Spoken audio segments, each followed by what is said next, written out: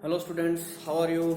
I hope you are doing well during your vacations. So today we will discuss about the topic nutrition.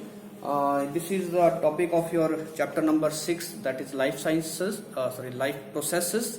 पहले हमने इसके पढ़ा था कि there are different life processes which are necessary for maintaining life on the earth for the organisms. So very first life process is nutrition. Let us first of all discuss about the basics of the nutrition. Okay. अभी nutrition से पहले हम थोड़ा इसका basic clear कर रहे हैं. मैं आपको क्या समझाने जा रहा हूं. ओके, मान लीजिए ये एक सेल है. Suppose this is a cell. This cell is made up of cell membrane, cytoplasm, different cell organelles like nucleus, like endoplasmic reticulum, and this is mitochondria. So many different organelles are present in this cell. Okay, so first of all this cell is made up of some material. वो क्या material है जिससे ये cell मिलके बना है? तो मैंने कहा कि सेल मेम्ब्रेन, साइटोप्लाज्म. अगर सेल वॉल है that is made up of some cellulose, pectin. If it is a bacterial cell, then it is made up of peptidoglycan. So first of all some material is required to make a cell. अगर हम एक घर बनाने वाले हैं so हमें क्या चाहिए? अगर हम एक घर बनाने वाले हैं तो हमें क्या चीज चाहिए? हमें ईंटें चाहिए, हमें बालू चाहिए, सीमेंट चाहिए, सरिया चाहिए. ठीक है. ऐसे ही अगर हम सेल को देखें कि सेल किससे मिलके बना है, तो सेल जो है it is made up of biomolecules. Biomolecules कौन कौन से बायोमोलिक्यूल्स हैं वो? The cell is made up of carbohydrates. मैं आपको बेसिक समझा रहा हूं. Carbohydrates, proteins. Cell is made up of fats, lipids, nucleic acid. ये सेल इन चीजों से मिलके बना है. राइट. अगर हम मेम्ब्रेन की, आपको याद होगा मैंने पिछले लेक्चर में आपको बताया था कि जो सेल की मेम्ब्रेन है इसमें सबसे ज्यादा क्या पाया जाता है? लिपिड्स या प्रोटीन्स. ठीक है. Cholesterol, carbohydrates. Means cell membrane इन चीजों से मिलके बनी है. राइट. साइटोप्लाज्म में बहुत सारी प्रोटीन्स पाई जाती हैं. The genetic material which is called DNA, it is nucleic acid. Nucleic acid. तो अगर हम बात करें कि सेल जो है वो किस मटेरियल से मिलके बना है, तो हम सीधा कह सकते हैं it is made up of different types of substances like carbohydrate, protein, fat, nucleic acid. कुछ दूसरे भी मटेरियल चाहिए, जैसे इसमें कुछ दूसरे इनऑर्गेनिक सब्सटेंस भी चाहिए जो बाहर से हम खाते हैं, फूड के साथ लेते हैं, जैसे कॉपर है, आयरन है. ठीक है. निकल है, मैग्नीशियम है, मैग्नीज है, सल्फर है. ठीक है. They are also the part of the cell. Okay. So मैं आपको ये समझाना चाहता हूं कि अगर हम ऐसे सेल की तरह ही एक और सेल बनाना चाहें, अगर आपको पता है कि जो सेल है वो डिवाइड करता है, सेल डिवीजन जिसको बोलते हैं. जैसे मान लो ये एक सेल है तो ये after some time it will divide into 2 cells. 2 cell बन जाएंगे. जब 2 सेल बनेंगे मींस एक नया सेल बनेगा. जो नया सेल है तो यही सारा सब्सटेंस नए सेल को बनाने के लिए भी चाहिए. नया सब्सटेंस कहां से आएगा? क्या सेल खुद प्रोड्यूस कर सकता है? नहीं. ठीक है. उस सब्सटेंस को अगर सेल प्रोड्यूस भी कर सकता है तो रॉ मटेरियल कहां से आएगा? रॉ मटेरियल बाहर से आएगा. ठीक है. तो कहने का मतलब क्या है कि सेल को कुछ रॉ मटेरियल आउटसाइड से चाहिए अपने ग्रोथ करने के लिए. अगर ये सेल छोटा है, थोड़े टाइम के बाद ये लार्ज होगा, बड़ा होगा, means it has to add some material in the cell membrane, in the cytoplasm, in the other components of the cell. So it requires some material from outside, right, to make its own components to repair the damaged part of the cell. Right. Okay. मैं आपको अभी basic समझा रहा हूं। Mean cell को कुछ बाहर से मटेरियल चाहिए, किसके लिए चाहिए? अपनी सेल मेम्ब्रेन बनाने के लिए, अपने कंपोनेंट जो दूसरे हैं सेल के उसको बनाने के लिए। अगर सेल को डिवाइड करना है, मींस एक सेल से दो सेल बनाने हैं, जैसे हमारी बॉडी में होता है। हम पहले बहुत छोटे थे, समय के साथ बड़े होते गए, तो बड़े होते गए मतलब हमारी सेल में हमारी बॉडी में नए सेल जो है वो ऐड होते गए, ठीक है। अब तो वो नए सेल कहां से आए? नए सेल पुराने सेल से आए। किसने कहा था? रुडोल्फ विर्चो ने, ठीक है। The new sales comes from pre existing cells. तो प्री एग्जिस्टिंग सेल से ही नए सेल बने। नए सेल बनाने के लिए क्या चाहिए? रॉ मटेरियल चाहिए। और रॉ मटेरियल कहां से आएगा? अब ये स्टूडेंट कहां से आएगा? जो हम खाना खाते हैं, जो हम न्यूट्रिशन लेते हैं, वहीं से रॉ मटेरियल बॉडी को मिलता है। और वही रॉ मटेरियल जो है वो हमारे each and every cell body के जो भी हैं उनके तक पहुंचता है। तो what is the necessity of the nutrition? What is the necessity of food? Food provide the raw material to the cells. Okay, एक तो मैंने आपको बताया कि सेल डिवीजन के लिए। दूसरा, एक और आप ध्यान देंगे, सेल के अंदर बहुत सारी रिएक्शंस चलती रहती है। जो हम बाहर से फूड खाते हैं, फूड, वो कॉम्प्लेक्स फूड होता है। कॉम्प्लेक्स मीन्स वो इट कंटेन्स एनर्जी, राइट। जैसे मान लो ये फूड हमने खाया, तो इसके अलग अलग जो कंपोनेंट्स हैं they are attached with bonds, covalent bond present है उसमें। जैसे हमने चपाती खाई तो उसमें ये क्या है? मान लीजिए दिस इज ग्लूकोज, ठीक है। थोड़ा समझने की कोशिश करना, इसमें 6 कार्बन हैं, they are attached with each other with covalent bonds. So हमारा सेल क्या करेगा? इसको तोड़ देगा, इसके सारे कार्बन जो एक दूसरे के साथ जुड़े हुए हैं उनको अलग कर देगा, ठीक है। और इसको कन्वर्ट कर देगा CO2, 6CO2। कहने का मतलब है जो कार्बन सारे एक दूसरे के साथ जुड़े हुए थे उनको अलग अलग करके जो उसके बीच में जो बॉन्ड एनर्जी है, ये जो एनर्जी है, इस एनर्जी को सेल रख लेगा। और जो मटेरियल जो प्रोड्यूस हुआ, एंड प्रोडक्ट जो बेस्ट प्रोडक्ट प्रोड्यूस हुआ, वो क्या होगा? Carbon dioxide.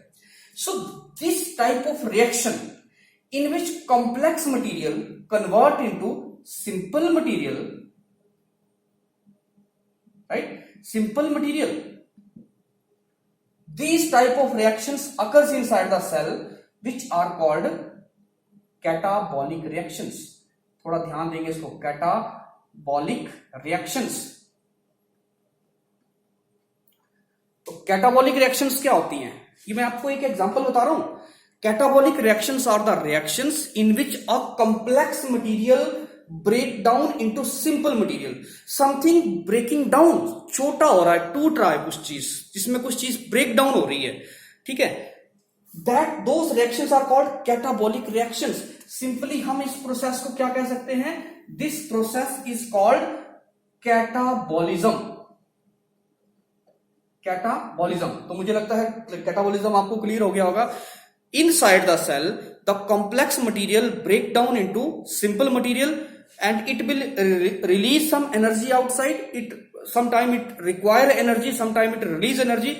वो अभी उसको समझने की जरूरत नहीं, बट आप इतना समझ लीजिए कि the reactions in which complex material convert into simple material inside the cell, those reactions are called catabolic reactions and the process is called catabolism. Okay. Second, cell के अंदर ही समटाइम सिंपल मटेरियल होते हैं। These are the simple material. हमारा cell इनको simple को जोड़कर कुछ कॉम्प्लेक्स मटेरियल बनाता है, और ये कॉम्प्लेक्स मटेरियल हमारे सेल को चाहिए इसलिए बनाता है, ठीक है। मींस सिंपल मटेरियल लाइक हमने जो है, एग्जांपल बता रहा हूं, हमने जो है प्रोटीन खाई, ठीक है। आपको पता है दालों में प्रोटीन होती है और बहुत सारी चीजों में प्रोटीन होती है। हमने प्रोटीन खाई और ड्यूरिंग डाइजेशन, मेरे साथ समझते रहना, अगर आप बिल्कुल बीच में कहीं इधर उधर आपका ध्यान गया तो आप समझ नहीं पाएंगे। डाइजेशन के दौरान हमारी प्रोटीन जो हमने खाई स्टमक में, इंटेस्टाइन में गई और वो प्रोटीन जो है वो कन्वर्ट हो चुकी है, प्रोटीन जो है वो ब्रेक डाउन हो गई किसमें, उसके कंपोनेंट्स में, उनको बोलते हैं अमीनो एसिड्स।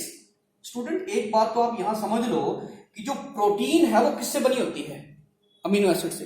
ये जो एक दीवार है, मान लीजिए दीवार है जो, ठीक है, किसकी बनी हुई है दीवार, ईंटों से, ठीक है। अगर हमने इसको ब्रेक कर दिया तो ईंटें अलग अलग हो जाएंगी, समझ गए। ऐसे ही जो प्रोटीन है वो किससे बनी है, अमीनो एसिड से। सो अगर हम डाइजेशन करेंगे तो प्रोटीन किसमें टूट जाएगी, amino acid. What is digestion, break down of complex food into simple, ठीक है। तो ये अमीनो एसिड हैं और अमीनो एसिड जो है वो हमारे सेल के अंदर जाएंगे। हमारे सेल को प्रोटीन्स बनानी है, किस लिए बनानी है, प्रोटीन बनानी है सेल मेम्ब्रेन बनाने के लिए, और भी बहुत सारी चीजें चाहिए, कुछ एंजाइम्स बनते हैं। Some proteins are also required outside the cell, some required inside the cell. कहने का मतलब है our cell produce so many proteins inside the cytoplasm. So protein बनाने के लिए अगेन देखो, प्रोटीन तोड़ी, जो हमने खाई वो हमने ब्रेक डाउन कर दी, सेल अपने हिसाब से अपनी प्रोटीन बनाएगा। Those protein will synthesized inside the cell. Okay, so यहां पर सिंपल मटेरियल क्या है, amino acid, amino acids. Complex क्या बना, प्रोटीन। प्रोटीन कहां जाएगी, it become the part of, example समझा रहा हूं, ये पार्ट बन गया किसका, मेम्ब्रेन का। पता याद है आपको, कुछ मैंने आपको बताया था कि there are some integral proteins, some proteins are called external protein, some protein are called membrane anchored या लिपिड एंकर्ड प्रोटीन्स। तो ये प्रोटीन जो यहां है वो बनी कहां थी, सेल के अंदर। कैसे बनी, रॉ मटेरियल कहां से आया, हमने जो खाना खाया, ठीक है। तो कहने का मतलब क्या है कि whence we are cell produce material from simple to complex, this is called biosynthesis.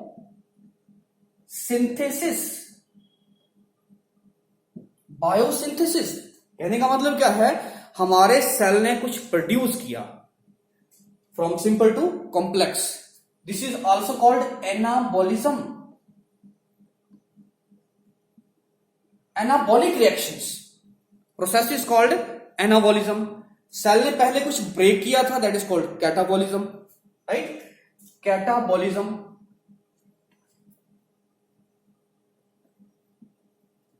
Cell के अंदर कौन सी रिएक्शन हो रही है, तो कैटाबॉलिज्म हो रहा है, या तो कुछ ब्रेक डाउन हो रहा है या फिर कुछ सिंथेसाइज हो रहा है, एनाबॉलिज्म। ये सारी रिएक्शन हमारे सेल के अंदर चलती हैं, इन सारी रिएक्शन को सम टोटल जो है क्या बोलेंगे हम, सेल के अंदर जो हो रहा है, this is called metabolism.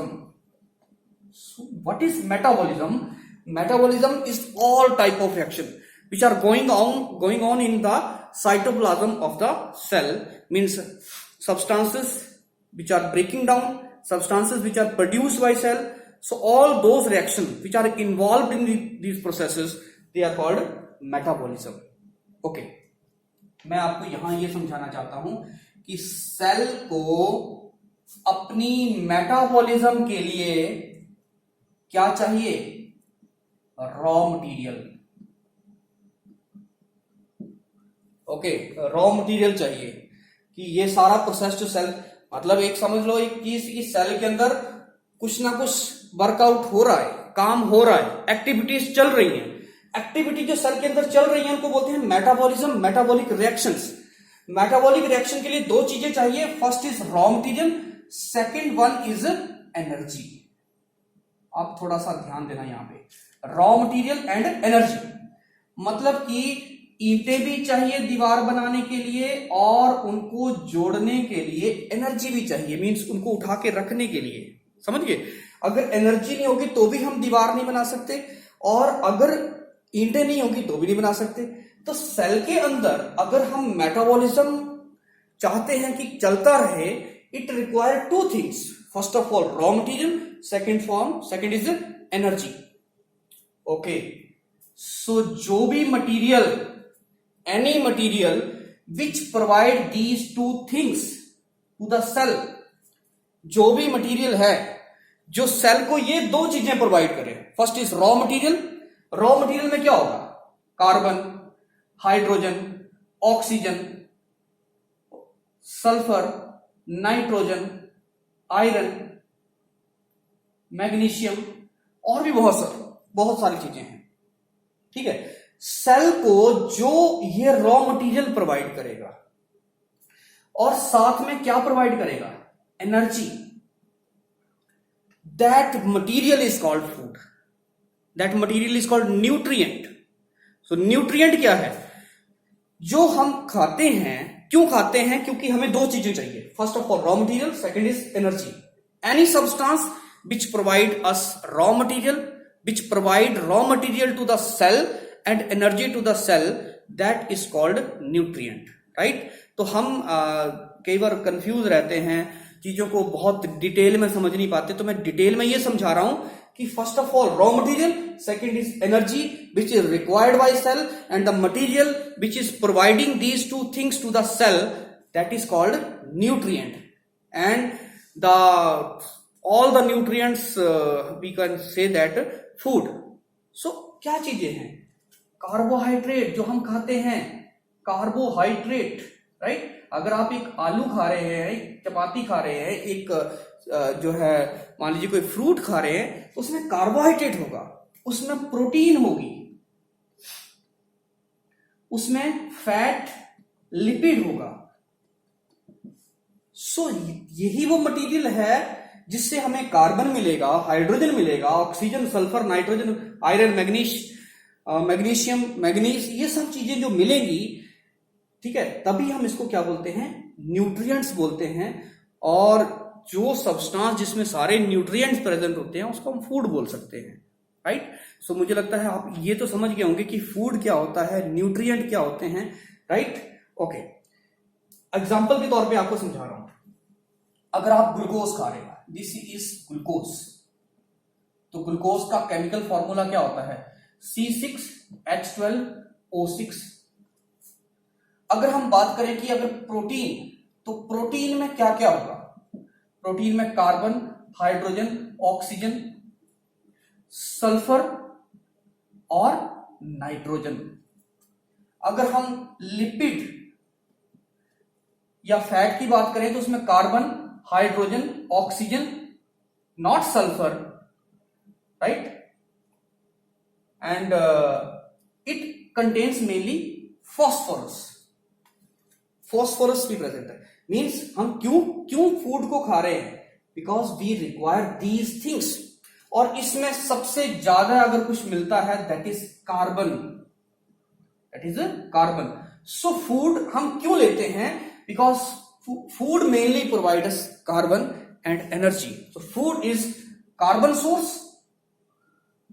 and energy source. आप सिंपली ये लिख सकते हैं, क्योंकि आपकी बुक्स में ये जरूर लिखा होगा कि food is a carbon source and energy source for the organisms, for the cell, right? Okay. अब आगे समझने वाली बात ये है कि हमें ये मटेरियल मिलेगा कैसे? There are variety of organism on this earth, so there are different strategy, different mechanism that how they get the food from the surrounding. Like this is an organism. ये एक organism है, मैंने आपको पहले भी बताया था, this is amoeba, right? It get its food from the surrounding. Like this is some bacteria, कोई बैक्टीरिया है, पानी में तैर रहा है वो। Amoeba is slightly larger than the bacteria. So amoeba can ingest this material inside the cell, right? In some other organism, there is some other different types of mechanisms. So there are different mechanism. हम उसको ही हम अब समझेंगे कि कैसे organism अपना खाना जो है वो न्यूट्रिशन जो है वो लेते हैं। So what is nutrition? Nutrition is the process of getting food from the surrounding and its utilisation for its metabolic reactions, right? मतलब कहने का क्या है, न्यूट्रिशन क्या है, व्हाट इज न्यूट्रिशन? ठीक है, डेफिनेशन अगर आप समझ चुके होंगे पूरी कहानी, तो डेफिनेशन को फिर याद करने की जरूरत नहीं है, आप समझ चुके हैं, आप खुद लिख सकते हैं, right. Nutrition is the process, एक पूरी प्रक्रिया है। Nutrition is the process of getting food, getting food, कहां से लेना है फूड? फूड हमें कहीं सराउंडिंग से मिलेगा, from the surrounding, from the surrounding, and it's utilization, utilization for metabolic reactions, metabolic activities। अब कई बार हम क्वेश्चन ये पूछ लेते हैं कि भाई हमें न्यूट्रिशन क्यों चाहिए? सिंपल भाषा में, हमें न्यूट्रिशन चाहिए ग्रोथ के लिए, हमें डेवलपमेंट करना है। जब हम बहुत अब साइंस के स्टूडेंट हैं, हम जानते हैं कि एक सिंगल सेल था जाइगोट, जिससे आज हम इतने बड़े ऑर्गेनिज्म बने हैं। We have billion trillions of cell in our body, लेकिन अगर हम हिस्ट्री में बैक जाएं तो हम कभी एक सेल से ही डेवलप हुए हैं। मतलब कहने का है कि ये जो नए सेल सारे बने हैं वो इसी सेल से बने हैं। तो जो नए सेल बनाने के लिए जो मटेरियल आया वो कहां से आया? फूड से आया, राइट। ओके, सो हमें ग्रोथ के लिए फूड चाहिए। सेल डैमेज होते रहते हैं तो सेल के रिपेयर के लिए, रिपेयरिंग मेंटेनेंस के लिए न्यूट्रिशन चाहिए, ठीक है। सेल जो है वो अपने ट्रांसपोर्टेशन के लिए एनर्जी की जरूरत होती है। मतलब कोई मटेरियल बाहर फेंकना है, कोई बाहर से अंदर उठा के लेके आना है, उसके लिए भी क्या चाहिए? एनर्जी चाहिए। और एनर्जी कहां से मिलेगी? फूड से मिलेगी। जितनी भी मेटाबॉलिक रिएक्शंस हो रही हैं उसमें रॉ मटेरियल भी चाहिए, उसमें एनर्जी भी चाहिए। तो मेटाबॉलिज्म के लिए एनर्जी चाहिए और रॉ मटेरियल चाहिए। उसके लिए क्या चाहिए?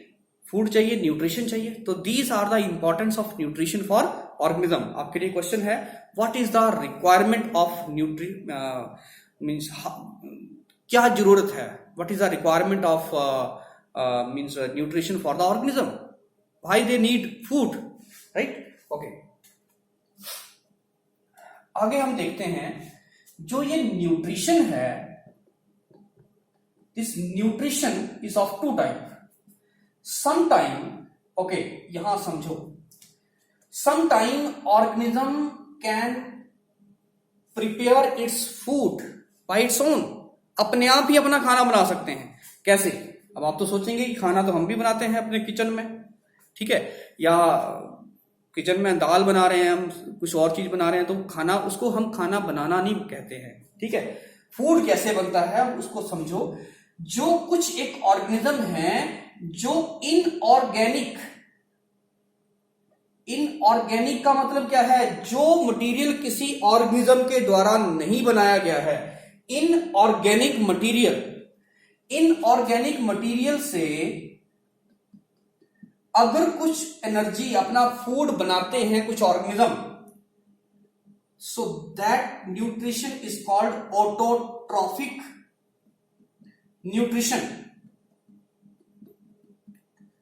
मतलब कहने का है ऐसे मटेरियल को जोड़ के अपना खाना बनाना। सिंपल भाषा में बता रहा हूं, जो किसी ऑर्गेनिज्म के द्वारा प्रोड्यूस नहीं किया गया। आप किचन में अपना खाना बना रहे हो, लेकिन उसकी दाल कहां से आई है? किसने बनाई है? प्लांट्स ने। मिल्क, कर्ड या कुछ भी चीज अब किसने बनाई है? एनिमल ने। एनिमल ने कहां से लिया वो फूड? प्लांट से, ठीक है। मतलब जो भी हम चीज खा रहे हैं, अगर हम अपना एग्जांपल ले लें तो हम सभी चीजें कौन सी खा रहे हैं? Organic. Means those all substances are produced by some other organisms, right. लेकिन जो कुछ एक ऑर्गेनिज्म है जो inorganic, simple, carbon dioxide atmosphere में अवेलेबल है, वाटर एटमॉस्फेयर में अवेलेबल है, किसी ऑर्गेनिज्म के द्वारा नहीं बनाया जा रहा है, ठीक है।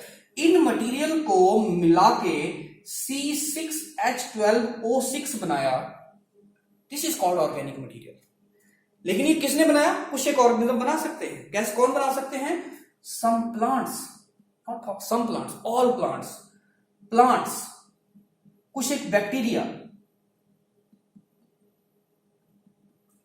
ठीक है। These organisms are called autotrophic organisms या autotroph.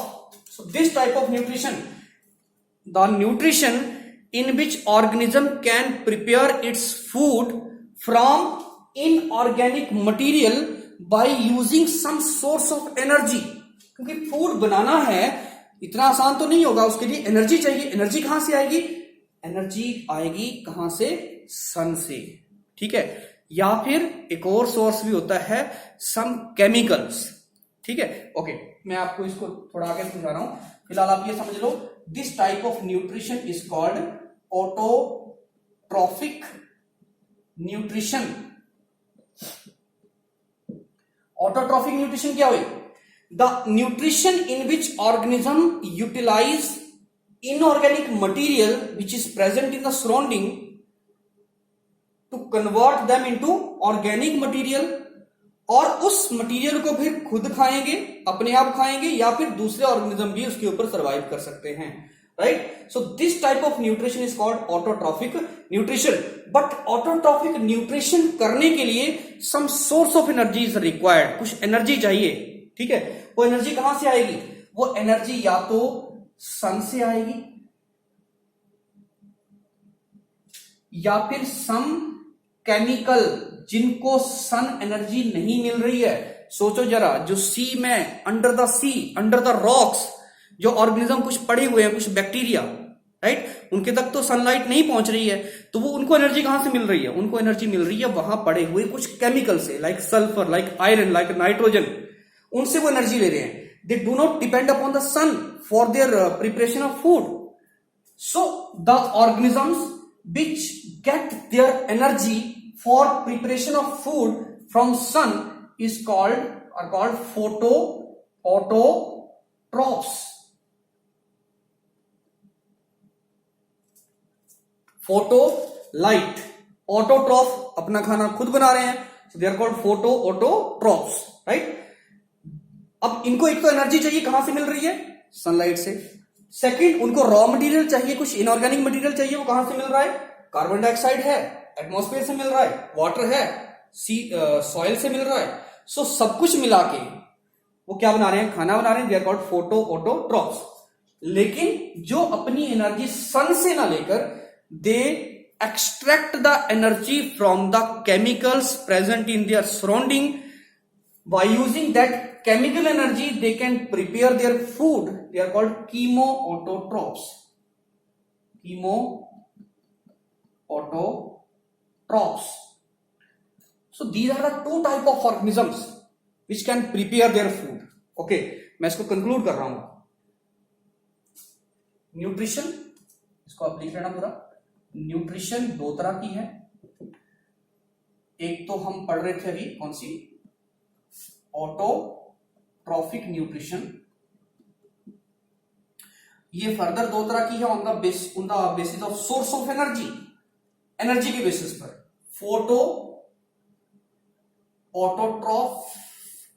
Autotrophic nutrition and chemo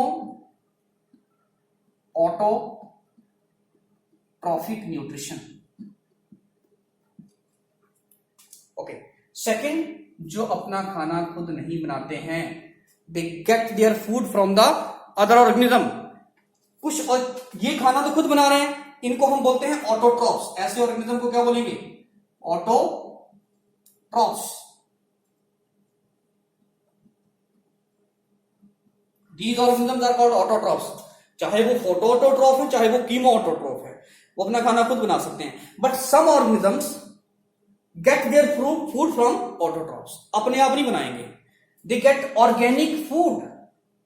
समझो जरा, organic means which are prepared by organisms. किसने बनाया ये फूड? इन ऑर्गेनिज्म ने बनाया. ऑर्गेनिक मटेरियल को लेते हैं वो, means it is readymade food, no need to prepare.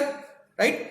Organic food ले रहे हैं दूसरे ऑर्गेनिज्म से, so they are called hetero means दूसरों से. Heterotrophic nutrition.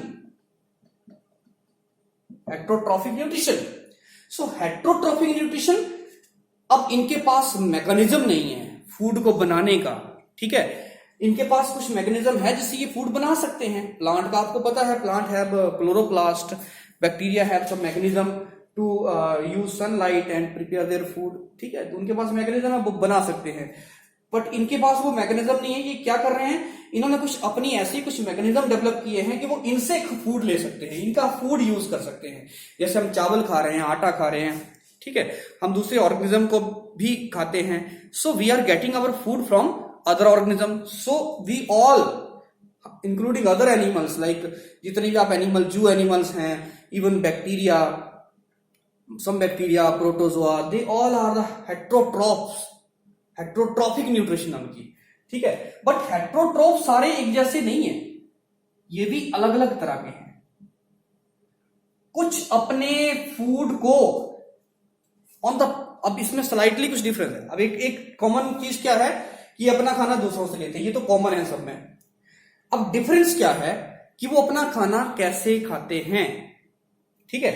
कुछ ऐसे भी ऑर्गेनिज्म हैं जो अपने फूड को पहले बॉडी के अंदर लेके जाएंगे, जैसे हम लोग हैं, फिर उसको डाइजेस्ट करेंगे, फिर एब्जॉर्ब करेंगे और फिर हर सेल तक पहुंचाएंगे। Clear?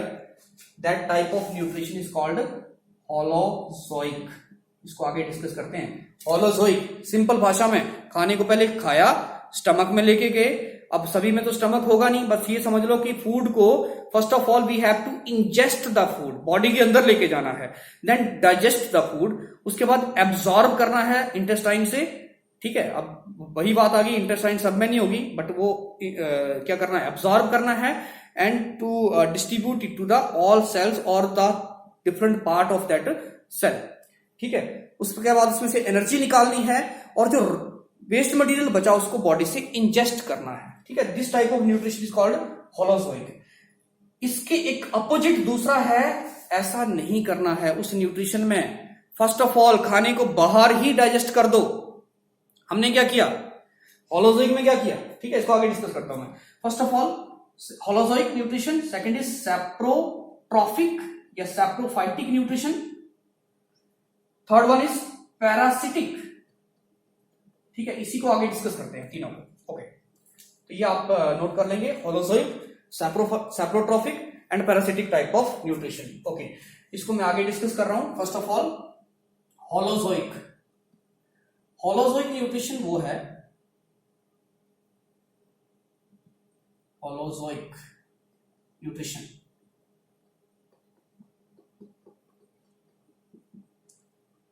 in which we first of all ingest the food, ingestion, खाने को स्वेलो करना, ठीक है, बॉडी के अंदर लेके जाना, ठीक है। ये हमारे केस में तो स्वेलो बोल सकते हैं, बट ये भी तो एक ऑर्गेनिज्म है, अमीबा जिसको हम बोल रहे हैं, दिस इज कॉल्ड अमीबा। ये इसका एक ही सेल है, इसमें कोई माउथ तो है नहीं, तो ये जो फूड बाहर पड़ा है, फर्स्ट ऑफ ऑल ये फूड को अंदर लेके जाएगा अपने सेल के अंदर। This process is also called ingestion. So ingestion क्या है, फूड को अपने सेल के अंदर लेके जाना, अपनी बॉडी के अंदर लेके जाना, इंजेशन होगा। उसके बाद वो फूड अभी कॉम्प्लेक्स फॉर्म में पड़ा है, उसको क्या करना है, सेकंड डाइजेशन करना है, उसका डाइजेशन। थर्ड, जब उसका डाइजेशन हो गया, सिंपल में कन्वर्ट हो गया, then we have to absorb that food, absorption. जब एब्जॉर्ब कर दिया, उसको हर सेल तक भी पहुंचा दिया ट्रांसपोर्ट करके, तब उसको जो सेल है उसके बीच में उस फूड में से क्या निकालनी है, एनर्जी निकालनी है, ठीक है, एनर्जी। तो that is called assimilation. Means उस फूड को हमने यूज कर लिया for the different activity of the cell, ठीक है।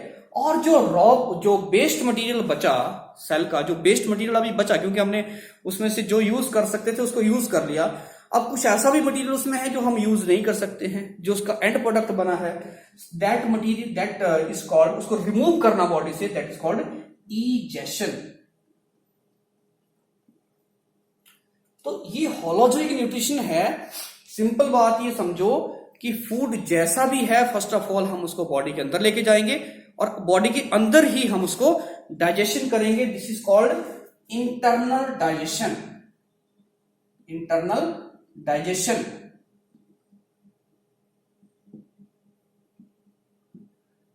डाइजेशन इंटरनल मतलब बॉडी के अंदर डाइजेशन हो रहा है, ओके, अगर हम बात करें सैप्रोफाइटिक न्यूट्रिशन की, सैप्रोफाइटिक या सैप्रोट्रॉफिक भी कह सकते हैं, saprophytic nutrition.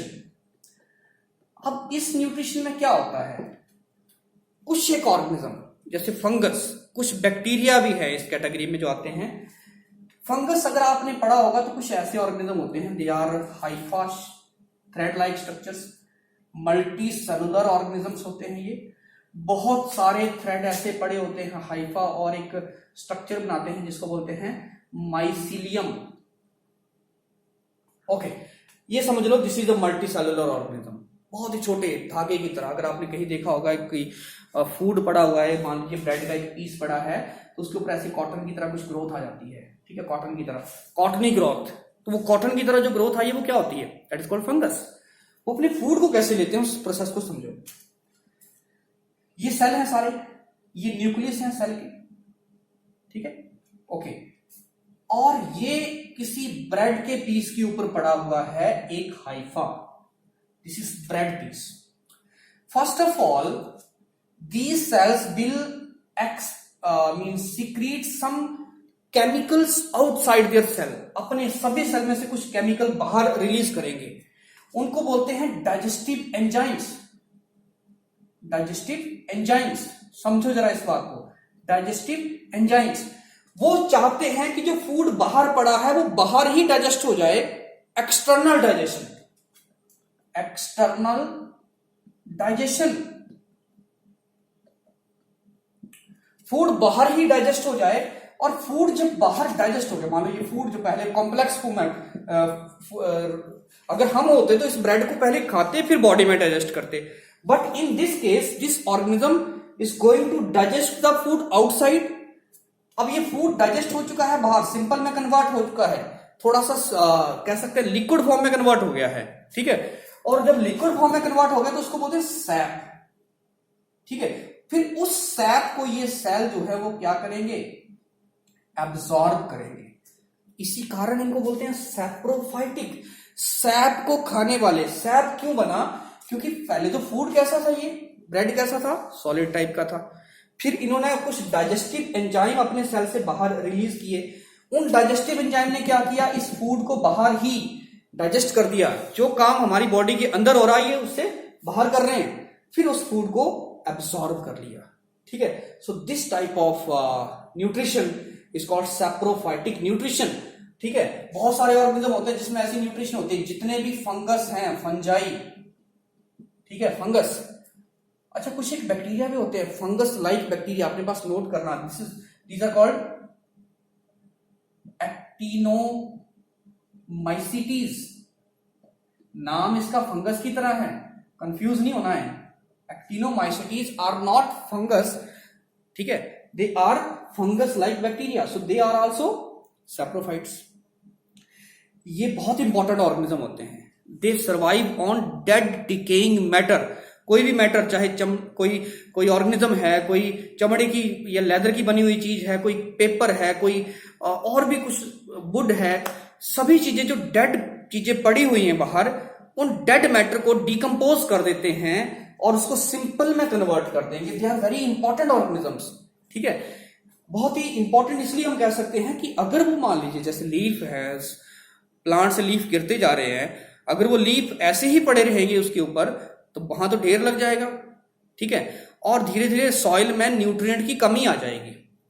So these organism convert those leaves, those would material, those other dead organisms into simple, so that material can be used to produce new organisms. Plant can absorb that material and produce new leaves, ठीक है। So these are very important organisms, इनको हम natural scavengers कहते हैं, natural scavengers, इसको dictionary में देखना है आपने, scavengers क्या होते हैं, ठीक है। आप मुझे क्या करेंगे, कमेंट्स में लिख के भेजेंगे कि स्कैवेंजर्स क्या होते हैं, ठीक है। Okay, next type of nutrition is parasitic, parasitic nutrition. तो पैरासिटिक न्यूट्रिशन जो है, इसमें ऑर्गेनिज्म जो है फोर्सिबली किसी दूसरे ऑर्गेनिज्म से फूड ले रहा है, ठीक है, जैसे एग्जाम्पल के तौर पे लाइस, जुएं सिर में होती हैं, ठीक है, वो जो, अब मुझे वो डायग्राम उसका बनाने नहीं आएगा, लेकिन आप ये समझ लो कि लाइस है तो इसके माउथ के ऊपर कुछ ऐसी स्ट्रक्चर बनी होगी, it can suck the blood from the skin, right, और उसी से अपना फूड ले रही है। ऐसे ही बहुत सारे और भी ऑर्गेनिज्म है, टिक्स, माइट्स, डॉग के ऊपर आपने देखे होंगे बहुत सारे इंसेक्ट्स बैठे होते हैं, वो उसको, उसके ब्लड को सक कर रहे होते हैं। सो ऐसे organism which get their food from their host, जिसकी बॉडी के ऊपर या बॉडी के अंदर वो रह रहे हैं, उनसे ही फूड लेते हैं, those organisms are called parasites. Para means दूसरा, साइट मीन जगह, दूसरे की जगह में रहने वाला पैरासाइट ऑर्गेनिज्म। और किसके ऊपर रहता है? जिस ऑर्गेनिज्म के ऊपर वो रह रहा है, दैट इज कॉल्ड होस्ट। तो अगर तो वो होस्ट की सरफेस के ऊपर रह रहा है, they are called ectoparasite, body के बाहर सरफेस के ऊपर। If they are living inside the body, they are called endoparasite, ठीक है, एंडोपैरासाइट। सो पैरासाइट भी अलग अलग तरह के होते हैं, जैसे आपने पढ़ा होगा टेप बॉम्ब, कहां होता है? इंटेस्टाइन में, टेप बॉम्ब, है ना। ऐसे ही राउंड बॉम्ब, ऐसे ही बहुत सारे बैक्टीरिया भी होते हैं जो हमारी बॉडी में ही रह रहे हैं। हालांकि कुछ एक बैक्टीरिया तो नॉर्मली रह रहे हैं, उनको हम पैरासाइट नहीं बोलेंगे, ठीक है, बट जो जबरदस्ती फूड को ले रहे हैं, अच्छा, ये बहुत ही इंपॉर्टेंट ऑर्गेनिज्म होते हैं। ये कुछ अलग भी होते हैं। कैसे अलग होते हैं? इनका ग्रोथ रेट बहुत हाई होता है। पता है कि हमने होस्ट में रहना है, होस्ट हमें लगातार किल भी करता रहेगा, तो हम तभी बचे रहेंगे अगर हमें अपनी रिप्रोडक्शन ज्यादा करेंगे। They have special mechanism to suck the food material, to absorb the food material, ठीक है। अच्छा, ये ज्यादातर डाइजेस्टेड फूड ही लेते हैं। So they have no their own digestive system. उनके पास अपना डाइजेस्टिव सिस्टम या तो नहीं होता है या फिर क्या होगा, पुअरली डेवलप्ड होगा, ठीक है। ओके, सो एग्जांपल के तौर पे मैंने आपको बता दिया lice, tapeworm, roundworm. अच्छा, some plants are also parasites. Some plants, अगर आपने एक प्लांट का नाम सुना होगा जिसको बोलते हैं डोडर, उसका हम जो बायोलॉजिकल नेम है दैट इज कसकटा, कसकटा, ठीक है। तो ये अमर बेल इसको बोलते हैं। आपने देखा होगा कि प्लांट है और प्लांट के ऊपर कुछ येलोइश कलर की जो है कुछ वायरस की तरह ग्रो देखने को मिलती है। पूरा प्लांट ढक लिया होता है उसने, उसकी कोई लीव्स नहीं होती, और अगर आप देखेंगे तो उसकी कोई जड़ भी नहीं होती, वो प्लांट के ऊपर ही सर्वाइव कर रहा है, ठीक है। जैसे अगर हम यहां पर देखें इसको, जैसे मान लो ये एक प्लांट का पार्ट, प्लांट टहनी है, कुछ भी है, इसके ऊपर जो है वो इस तरह से वो जो कसकटा है, बेल है, जिसको हम अमर बेल बोलते हैं, वो ग्रो करेगी and it will inject its roots, some roots inside the stem, inside the leaves, inside the branches of the plant and absorb material from that plant body. So there is no need of preparing its food. It has no leaf. इसके पास leaves भी नहीं होंगी. क्यों क्या करनी है leaves? Leaves खाना बनाने के लिए जरूरी होती हैं, तो फूड तो इसने बनाना नहीं है, फूड कहां से ले रहा है? इन रूट्स की हेल्प से. So these special type of fruits which are required, which are very important to suck the food material from the plant, to suck the sap from the plant, they are called hostorial roots. Hostorial roots. तो आपने याद रखना है, होस्टोरियल roots आपको कहां मिलेंगी? Haustorial roots are present in Cuscuta, it is parasitic plant, ठीक है. ओके, तो ये था न्यूट्रिशन के बारे में, ठीक है. बहुत कुछ मैंने आपको करवाया भी है, लेकिन कुछ अगर चीजें रह गई हैं तो आप उसको पढ़ेंगे. अगर आपको कुछ चीज समझ नहीं आती है तो आप मुझे उसको व्हाट्सएप के थ्रू आप मुझसे कॉन्टेक्ट कर सकते हैं. आई होप कि आप इन चीजों का फायदा उठाएंगे. और नेक्स्ट टॉपिक जो है मेरा, वो मैं सोच रहा हूँ कि क्योंकि इस टाइम बच्चे वायरस के बारे में मतलब ज़्यादा नहीं जानते हैं हमारे, तो मैं नेक्स्ट टॉपिक एक बीच में वायरस के लिए लेके आऊँगा, इंट्रोडक्शन ऑफ वायरस, कि वायरस होता क्या है, वो कैसे दूसरे ऑर्गेनिज्म से अलग होता है. तो ये मेरा नेक्स्ट वीडियो होगा. आप इसको ज़्यादा से ज़्यादा जो है वो आप क्या करेंगे, दोबारा रिपीटेडली आप इसको सुनेंगे, इस टॉपिक को भी, जो भी मेरी वीडियोज़ हैं, और उसको खुद पढ़िए, ठीक है.